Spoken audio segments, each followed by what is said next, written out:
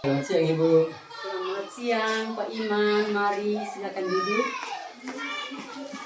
Salam, silakan. Apa yang dapat saya bantu? Jadi Ibu, kedatangan saya ke sini karena kami dari Guru Penggerak ada di modul kami 3.1 itu ada tugas tentang pengambilan keputusan dan menggunakan nilai kebajikan. Jadi kedatangan saya ke sini adalah untuk mau menanyakan wawancara dengan Ibu menyangkut dengan bagaimana Ibu bisa mengambil keputusan yang berkaitan dengan dilema etika atau juga wujudkan hubungan moral. Ini bagaimana Ibu dapat mengidentifikasi kasus-kasus yang merupakan dilema etika atau wujudkan moral di sekolah Ibu. Jadi kaitan dengan dilema etika ya, seperti ini hal yang sering terjadi di semua instansi dan itu juga dialami oleh saya, di mana kasus dilema atau wujudkan moral itu muncul ya, ada karena kepentingan-kepentingan yang tidak sama, begitu kok Pak Iman ya. Jadi kepentingan-kepentingan tidak jadi tempat kita bekerja.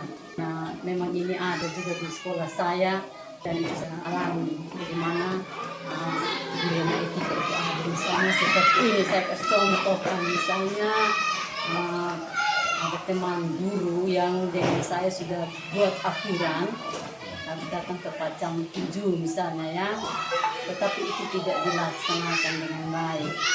Nah sebagai kepala sekolah kan saya harus menegakkan disiplin. Namun di antara guru ada guru senior yang usianya sudah sebentar lagi dia purna bakti, kemudian dia juga sakit-sakit. Nah bagaimana sebagai seorang kepala sekolah tentu kita juga jangan langsung dengan mengambil tindakan yang ada begitu ya Pak ya, tetapi ada hati, ada kita punya hati. Jadi bisa dikenai disiplin. Tetap disiplin itu harus ditegakkan karena semua harus melaksanakan itu. Namun tentu kita juga sendiri harus dipertimbangkan oleh seorang kepala sekolah. Jadi dia tidak harusnya didisiplin setiap hari. Karena dia sakit bagaimana atau usianya sudah lanjut, dia juga perlu dipertimbangkan dari sisi kesehatan. Jadi dilema etika itu ada untuk kepentingan. Tetapi sebagai kepala sekolah itu harus dipertimbangkan dengan baik-baik. Ya harus dikomunikasikan dengan guru bersangkutan, misalnya tidak contoh seperti saya katakan tadi, misalnya disiplin tadi itu harus dilakukan komunikasi yang baik agar supaya semua elemen yang ada di dinas atau instansi tempat kita bekerja ini semua enak begitu, jadi semua diratakan dalam hal-hal disiplin seperti itu. Jadi memang ada yang namanya dilema etika itu ada, tetapi bagaimana saya selaku kepala sekolah saya harus mengkomunikasikan itu dengan baik sehingga keputusan yang diambil itu juga dilaksanakan secara merata oleh semua. Itu saja dari saya. Berarti mungkin diumumkan kalau keputusan itu diambil dengan pertimbangan ya, tapi dilihat dari persoalan yang dihadapi oleh yang bersangkutan. Jadi tidak semua juga bermain dengan hati karena kita semua ASN ini kan diikat dengan disiplin ya, kita istilahnya rohnya ASN adalah disiplin. Jadi dilihat dari kasus yang ada baru dipertimbangkan dengan hati ya. Oke. Nah mungkin pertanyaan kedua, selama ini bagaimana Ibu menjalankan pengambilan keputusan di sekolah Ibu, terutama untuk kasus-kasus di mana ada dua kepentingan yang sama, benar atau sama-sama mengandung nilai kedua kebajikan. Nah itulah yang bagi seorang pimpinan memang sulit juga ya, karena nilai yang sama ya toh, nilai yang sama sehingga mau tidak mau kita harus putuskan. Itu keputusan artinya memiliki nilai yang sama di mana dua-dua itu harus diputuskan. Tetapi sebagai seorang kepala sekolah tentu saya harus melihat antara dua-dua, nah ini mana yang perlu diutamakan, mana yang perlu diprioritaskan. Jadi memang saya secara pribadi dalam mengambil keputusan terkait dengan dilema etika ini harus saya melihat dulu mana keputusan yang saya ambil itu mana yang menjadi prioritas utama untuk saya harus putuskan di situ. Jadi yang didahulukan adalah unsur atau skala prioritas. Mana yang perlu diutamakan itu didahulukan. Kalau dua, mana yang kira-kira menjadi skala prioritas itu yang saya lakukan di sini. Baik Ibu, berarti skala prioritasnya juga Iya, skala prioritas yang paling utama, ya, yang paling istilahnya emergensi begitu ya. Nah itu yang perlu diutamakan. Oke, nah kalau begitu Ibu, pertanyaan yang ketiga, langkah-langkah atau prosedur seperti apa yang biasanya Ibu lakukan selama ini?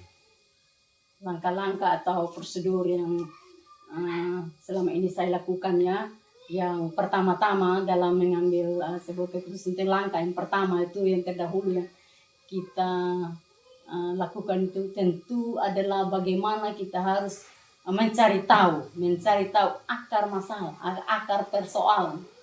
Jadi titik utamanya itu yang pertama adalah akar masalah, itu perlu kita ketahui. Kemudian setelah kita tahu akar persoalannya, akar masalahnya, baru kita cari skala prioritas atau yang tadi saya bilang itu mana yang paling utama untuk dijadikan, lalu kita lakukan pendekatan. Nah, selanjutnya kita lakukan pendekatan, lalu secara internal dan eksternal ya, kita peroleh hal baik yang kita, artinya informasi-informasi itu juga penting, kita harus tahu. Jadi ketika kita menghadapi persoalan, jangan kita langsung ambil keputusan, kita harus tahu dulu ini akar persoalan ini di mana, titik persoalannya di mana, prioritas yang perlu kita cari tahu jalan untuk supaya kita keluar dari persoalan ini bagaimana. Nah, akar persoalan juga kita tahu, lalu kita baru kita eksekusi, istilahnya kita ambil tindakan, ya toh? Seperti kan kita sudah tahu akarnya persoalannya seperti ini. Lalu bagaimana selanjutnya kita untuk supaya eksekusi ini masalah, kita harus berkoordinasi, berkolaborasi dengan rekan-rekan yang ada. Jangan kita ambil keputusan sendiri-sendiri, ya. Kita harus berkoordinasi, berkolaborasi dengan teman-teman guru. Kalau itu tidak bisa diselesaikan di sekolah, kita melanjutkannya ke jenjang yang lebih tinggi. Contohnya seperti pengawas binaan yang ada, itu bisa dilanjutkan. Di situ lalu kita bisa mengambil keputusan seperti itu. Ya, luar biasa Ibu. Jadi artinya Ibu mencari dulu akar persoalannya apa, lalu Ibu menentukan prioritas baru masalah yang baru berkoordinasi, kolaborasi dengan teman-teman guru, dan itu juga bisa disampaikan kepada jenjang yang lebih tinggi, misalnya mama pengawas binaan, untuk didiskusikan bersama, dan di situ kita bisa menentukan. Ya Ibu. Nah, jadi ini pertanyaan yang lanjutan Ibu. Hal apa saja yang selama ini Ibu anggap efektif dalam pengambilan keputusan pada kasus-kasus dilema etika? Ya, hal yang paling efektif dalam mengambil keputusan dan menghadapi masalah. Yang pertama tentunya kita tentukan waktu untuk ketika ada masalah, kita harus pastikan waktu, saat yang tepat. Karena ketika misalnya saya kasih contoh, Pak sedang berkelahi lalu saya pergi dan saya melerai, tentu waktunya tidak tepat. Jadi waktu itu paling utama. Waktu saat yang tepat. Jangan teman-teman guru ada berkelahi lalu ibu kepala sekolah pasang diri, bisa bahaya. Ya, bisa guru pukul ibu kepala sekolah karena mereka dalam keadaan situasi yang masih panas atau masih emosi seperti itu. Jadi tentu yang paling pertama itu kita tentukan waktu, saat yang tepat, kemudian kita membangun komunikasi. Ya, jadi dengan cara kita membangun komunikasi yang baik, dan komunikasi itu juga harus menyenangkan, jangan sampai itu juga tidak kena sasaran, tidak menyenangkan, sehingga itu akan menimbulkan lagi masalah baru ya, dan dilema. Jadi setelah kita tentukan waktu yang tepat, situasinya menyenangkan, lalu kita membangun komunikasi ya, dan membangun komunikasi dan kita mencari jalan keluar yang efektif. Jadi paling utama itu adalah waktu, kondisi, dan saat yang tepat. Seperti itu. Oke, terima kasih Ibu. Nah, lalu pertanyaan yang berikut, hal-hal apa saja yang selama ini merupakan tantangan dalam pengambilan keputusan pada kasus-kasus dilema etika yang mungkin Ibu alami di sekolah itu? Ya, jadi baik hal-hal yang menjadi tantangan ya, saya pikir itu hal-hal yang menjadi tantangan itu tidak lepas dari seorang pimpinan. Siapa saja yang menjadi pimpinan tantangan itu tentu selalu menghantui dalam tugas dan tanggung jawab. Nah, jadi kalau bicara tentang tantangan ini yang banyak individu, teman-teman, rekan-rekan ya yang memiliki, kita ada dalam teman-teman yang punya karakter ya yang berbeda-beda, latar belakang yang berbeda-beda. Nah, karena latar belakang yang berbeda-beda inilah yang memberikan tantangan kepada kita untuk bagaimana ada dalam satu komunitas, dalam satu kebersamaan dengan satu tujuan. Tentu itu kita butuh bagaimana untuk dari perbedaan ini kita dapat memberikan mereka untuk berjalan mengambil satu tujuan yang sama.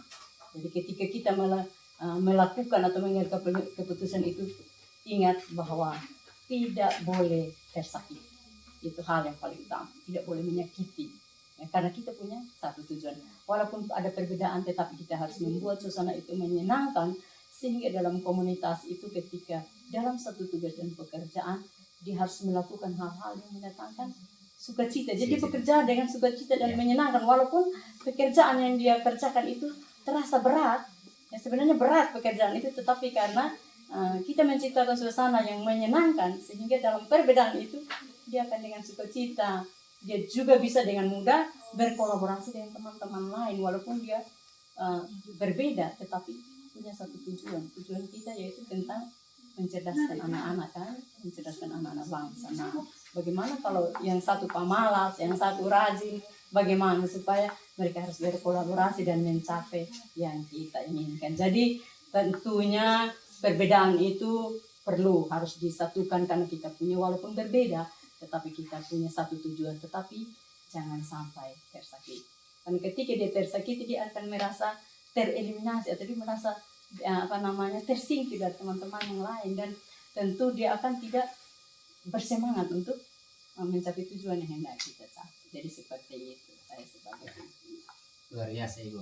Jadi dari apa yang disampaikan Ibu, mungkin ada pertanyaan yang lanjutan lagi, bahwa apakah Ibu memiliki sebuah takalan persoalan atau dilema ya, itu harus diselesaikan. Karena kalau tidak terselesaikan, bagaimana kita bisa bekerja? Jadi sebenarnya saya tidak ada jadwal untuk ketika ada masalah tidak terjadwal, karena itu terjadi dengan tidak disangka-sangka atau tiba-tiba. Namun persoalan itu harus diselesaikan secara langsung. Jadi ketika ada masalah harus segera diselesaikan, tidak boleh dibiarkan berlarut-larut. Betul atau tidak? Kalau ada persoalan, kita tidak boleh biarkan itu berlarut-larut, karena itu berpengaruh dalam kinerja, dalam tugas dan pekerjaan kita di sekolah. Kalau dibiarkan berlarut-larut, misalnya ada dua guru yang berkelahi atau ini tidak saling baku enak begitu, akan berpengaruh dalam kebersamaan komunitas pembelajaran di sekolah. Karena tentu dia akan merasa yang lain akan merasa ada kelompok-kelompok, ada kotak-kotak di sekolah. Nah, itu tidak perlu ada, tidak boleh ada di sekolah. Jadi ketika ada persoalan atau ada itu harus segera diselesaikan dengan baik. Karena kalau kita tidak segera menyelesaikan, bisa terjadi persoalan-persoalan yang baru. Tidak ketemu lagi persoalan baru, dan tentu itu sangat berpengaruh dalam kebersamaan kita dalam satu komunitas pembelajaran di sekolah. Seperti itu. Jadi kalau ada masalah ya saya langsung selesaikan. Tetapi saya tidak punya jadwal untuk karena masalah seperti saya katakan tadi, bahwa masalah itu datang dengan tiba-tiba atau tak disangka-sangka. Mantap, luar biasa Ibu. Lalu pertanyaan yang berikut adalah, adakah seseorang atau faktor-faktor apa yang selama ini mempermudah atau membantu Ibu dalam pengambilan keputusan dalam kasus dilema etika yang Ibu mungkin hadapi di sekolah itu? Ya, jadi faktor yang mempermudah, membantu dalam pengambilan keputusan, ya, faktor-faktor yang membantu dalam menyelesaikan persoalan atau dilema di instansi tempat saya bekerja ini tentu banyak sekali faktor yang dapat membantu saya dalam hal menyelesaikan persoalan. Misalnya salah satunya itu tadi yang awal saya sudah bilang, membangun komunikasi yang baik, ya, membangun komunikasi yang baik dengan teman-teman guru, teman-teman sejawat ya, bila perlu dengan seluruh stakeholder yang ada terutama di lingkungan tempat kita bekerja ini, sehingga kita jangan sendiri-sendiri yang menyelesaikan itu persoalan, tetapi secara bersama-sama kita membangun relasi ya dengan rekan sejawat, berkolaborasi juga mungkin dengan komite juga bisa jadi telepon untuk ada masalah dengan anak-anak, kita berkolaborasi dengan ketua komite yang ada untuk bisa, dan orang tua untuk kita mengundang bisa mencari misalnya ada anak-anak yang bermasalah di sekolah, itu juga bisa berkolaborasi dengan ketua komite yang ada, teman sejawat itu berkolaborasi. Jadi kita saling membantu ya, keputusan yang ada itu jangan diputuskan satu pihak saja atau saya sebagai kepala sekolah sendiri yang ambil keputusan, tetapi secara bersama-sama seperti itu. Terima kasih Bu, mantap sekali. Dari keputusan Ibu ambil memang luar biasa. Dan pertanyaan terakhir itu adalah dari semua hal yang telah disampaikan, pembelajaran apa yang dapat Ibu petik dari pengalaman Ibu mengambil keputusan dalam dilema etika yang Ibu hadapi selama ini?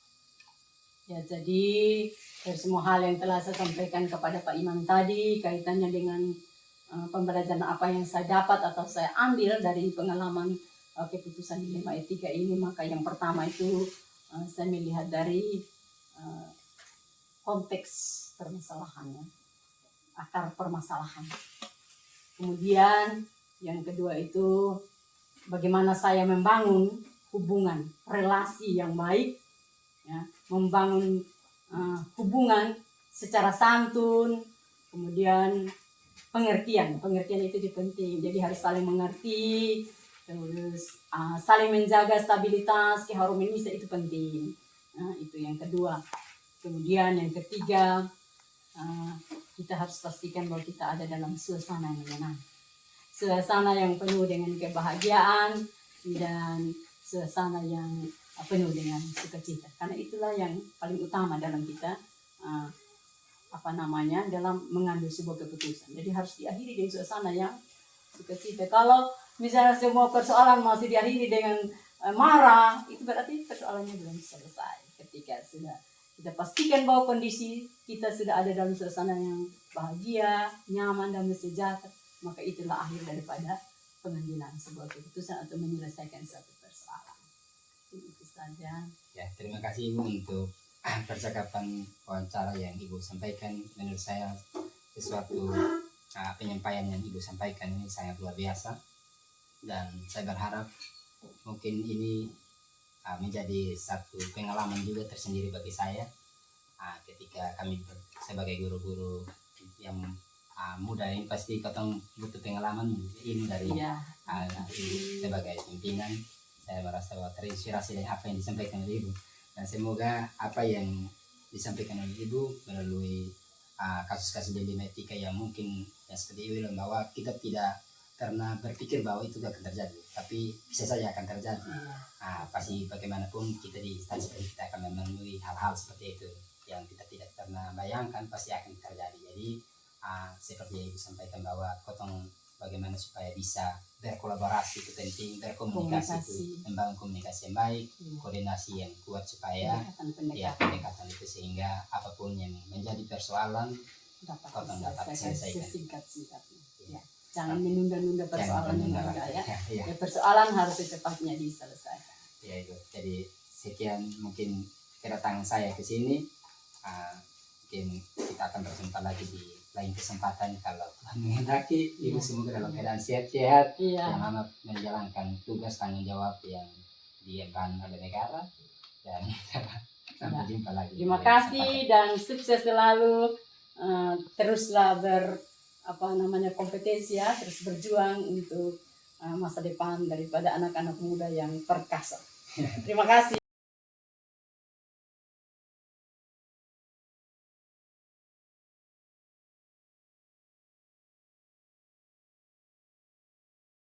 Selamat pagi Bu. Pagi Pak. Mari silakan dulu. Ya, terima kasih Bu. Nah, di tugas kami di modul 3.1 di Tengah ini ada tugas tentang pengambilan keputusan. Jadi saya mau wawancara itu hanya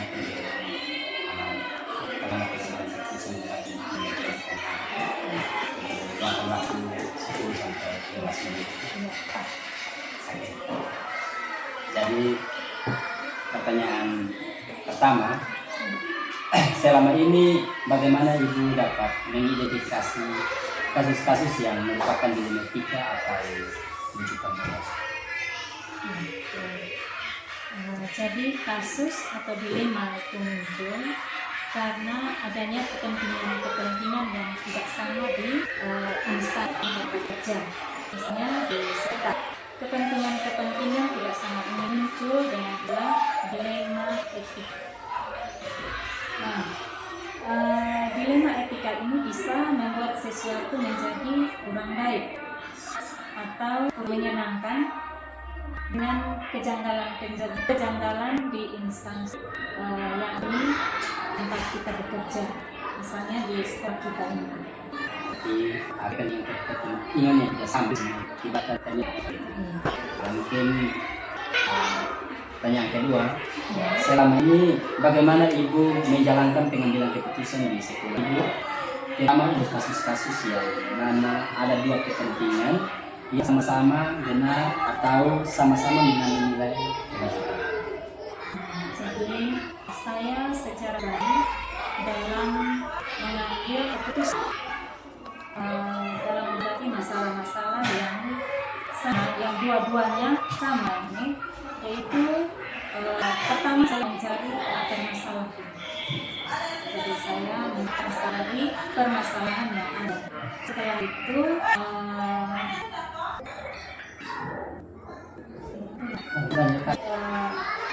saya ambil keputusan yang mana memiliki masalah ini. Selama ini bagaimana Ibu menjalankan pengambilan keputusan di sekolah Ibu, terutama untuk kasus-kasus di mana ada dua kepentingan yang sama-sama benar atau sama-sama mengandung nilai kebajikan? Jadi begini Pak, saya secara pribadi dalam mengambil sebuah keputusan yang terkait dengan dilema etika, ini diperhadapkan dengan keputusan-keputusan yang mana dua-duanya memiliki nilai yang sama, sehingga mau tidak mau saya harus putuskan dari masalah-masalah yang ada. Yaitu yang pertama saya menganalisis dulu permasalahan yang ada. Yang kedua saya mencari unsur-unsur skala prioritas.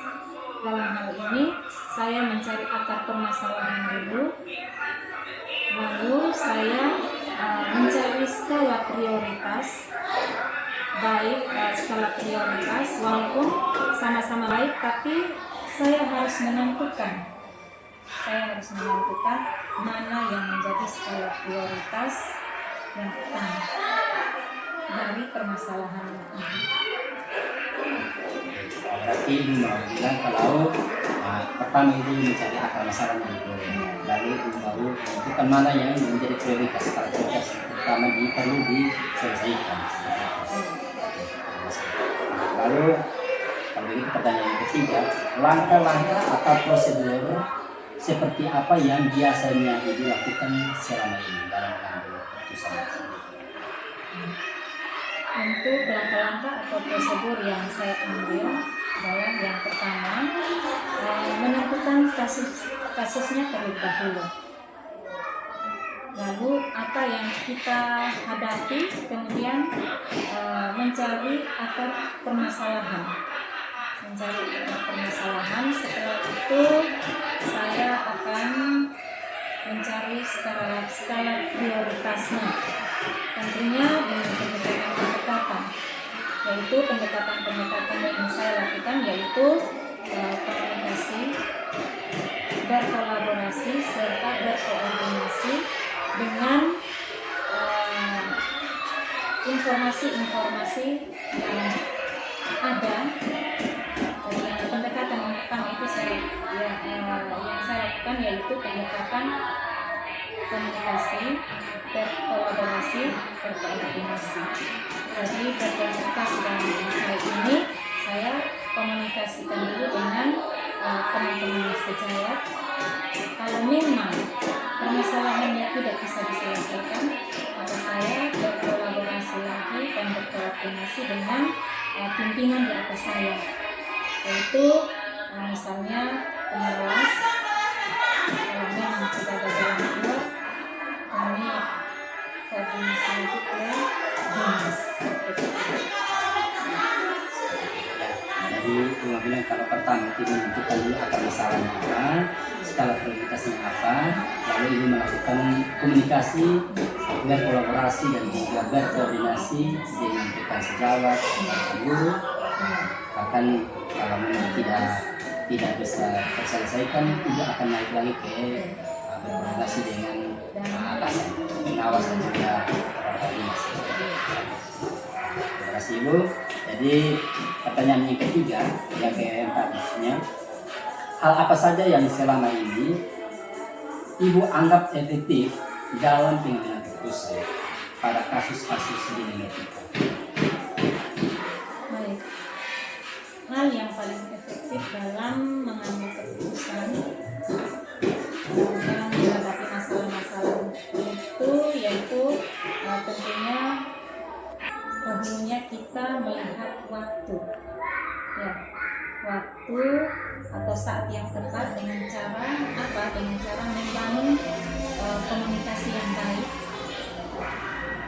menyenangkan, sehingga tidak menimbulkan dilema yang baru. Tapi dalam membangun komunikasi, jika dalam membangun komunikasi ini menimbulkan dilema yang lain, maka akan menimbulkan permasalahan yang baru seperti itu. Karena itu dalam menyelesaikan sebuah permasalahan kita harus melihat efektifnya atau melihat waktu dan kondisi yang tepat agar kita menyelesaikan permasalahan ini. Ini ibu bilang waktu untuk waktunya saat yang tepat waktunya dan komunikasi itu sangat penting. Pertanyaan ke-6 ini, apakah ibu memiliki sebuah takala atau jadwal tertentu dalam sebuah penyelesaian kasus sebelum kita? Apakah langsung menyelesaikan pada saat itu atau memiliki jadwal khusus untuk menyelesaikannya? Bentuk atau prosedur seperti apa yang ibu jalankan? Untuk penyelesaian masalah itu Pak, jadwal dalam hal membuat jadwal khusus itu tidak ada. Jadi saya tidak membuat jadwal khusus, tapi ketika terjadi persoalan atau dilema, saya langsung menyelesaikan masalah tersebut. Jadi tapi rata-rata yang terjadi itu tidak ada jadwal khususnya. Saya tidak buat jadwal khusus.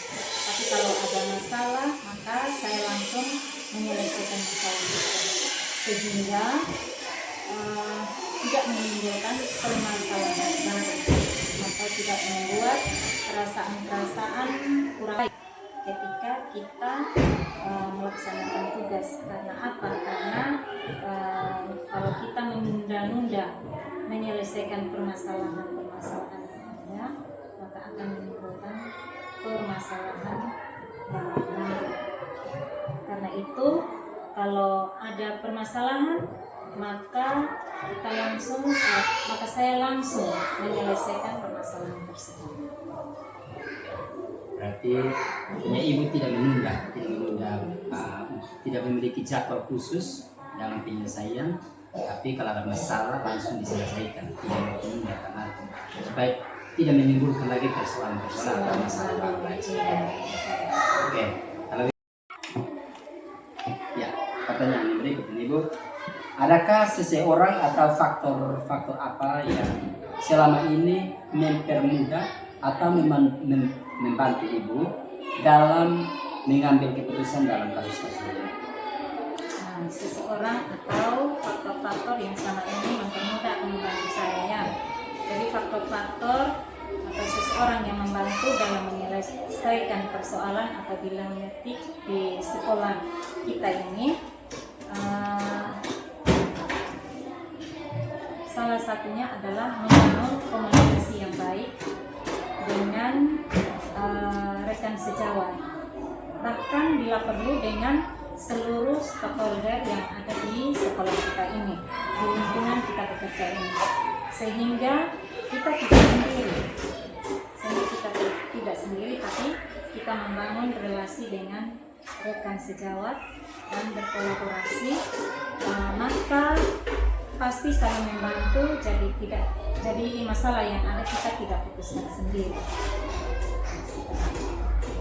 Jadi intinya Ibu bilang kalau komunikasi itu sangat penting, komunikasi antar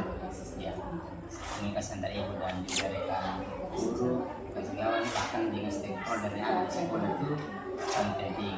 Faktor yang mendukung adalah komunikasi. Oke, nah pertanyaan berikut adalah dari semua hal yang disampaikan, pembelajaran apa yang dapat Ibu petik dari pengalaman Ibu mengambil keputusan di Indonesia? Jadi pembelajaran yang saya dapat ambil dalam mengambil keputusan yang berkaitan dengan dilema etika ini, yaitu yang pertama memastikan konteks permasalahannya. Yang kedua, membangun komunikasi yang baik santun dan saling mengerti, saling menghargai untuk menjaga stabilitas keharmonisan. Yang ketiga, memastikan kita dalam kondisi yang baik, bahkan bahagia. Berarti dia bilang bahwa yang pertama itu menentukan dulu konteks permasalahannya apa, lalu membangun komunikasi yang menyenangkan gitu, supaya ketika tidak ada ketika mengambil keputusan itu tidak ada yang tersakiti, jadi harmonisan itu stabil gitu. Lalu itu adalah yang paling terutama karena kita dalam suasana yang bahagia gitu. Oke, kalau itu terima kasih Ibu untuk waktunya Ibu berikan kepada saya dalam wawancara ini. Semoga melalui wawancara ini saya juga bisa memahami lebih banyak lagi tentang dengan kasus-kasus etika yang kita hadapi di sekolah kita, dan bagaimana supaya ke depan ketika menghadapi persoalan ini kita penyelesaiannya bagaimana kita sama-sama berkolaborasi seperti yang Ibu bilang, berkomunikasi dan juga berkoordinasi supaya kita dapat menyelesaikan ini baik. Terima kasih. Baik.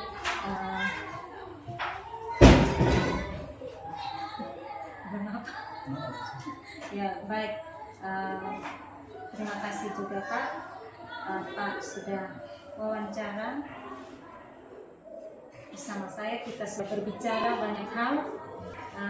Saya harap kedepannya kita bersama, saya Pak bahkan dengan teman-teman guru yang lain, teman sejawat yang lain, kita semua dapat kita semua dapat berkomunikasi dengan baik, berkolaborasi dalam menyelesaikan kalau ada kasus-kasus atau ada permasalahan yang terjadi di sekolah kita, sehingga semuanya dapat terlaksana dengan baik, dapat tercipta suasana sekolah yang aman, nyaman, dan menyenangkan. Itu harapan kita bersama ini. Iya. Terima kasih Pak. Selamat siang.